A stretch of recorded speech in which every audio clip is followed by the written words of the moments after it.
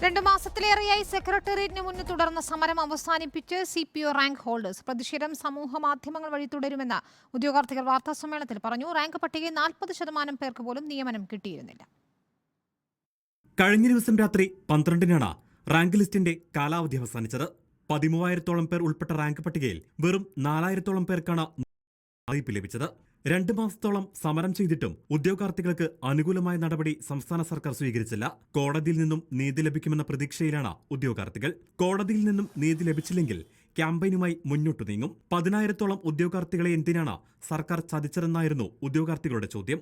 നമ്മളൊരു പിൻവാതിൽ നിയമനത്തിന് വേണ്ടിയിട്ടോ അല്ലാതെ വെറുതെ റോഡിൽ കൂടെ പോയിട്ട് ഒരു പാർട്ടി നിയമനത്തിന് വേണ്ടിയിട്ടോ പോയി കിടന്ന് കാല് പിടിച്ചതൊന്നുമല്ല. നമുക്ക് അർഹതപ്പെട്ട ഈ ഇരിക്കുന്ന ഇവിടെ സമരം ചെയ്ത എല്ലാ ഉദ്യോഗാർത്ഥികൾക്കും കട്ട് ഓഫിനെക്കാട്ടിയും 10, 15, 20 മാർക്കും കൂടുതൽ ലഭിച്ച ഉദ്യോഗാർത്ഥികളാണ്. CMന്റെ ഓഫീസിലാണെങ്കിൽ പോലും ഇടപെടാം എന്നൊക്കെ എല്ലാവരും പറയുന്നുണ്ടെങ്കിലും നമ്മുടെ കാര്യത്തിൽ യാതൊരുവിധ തീരുമാനവും ഉണ്ടായിട്ടില്ല.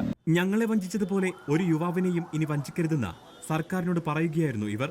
ഉദ്യോഗാർത്ഥികൾ സമരം അവസാനിപ്പിച്ച സമരപ്പന്തൽ അഴിച്ചുമാറ്റി. റിപ്പോർട്ടർ, തിരുവനന്തപുരം.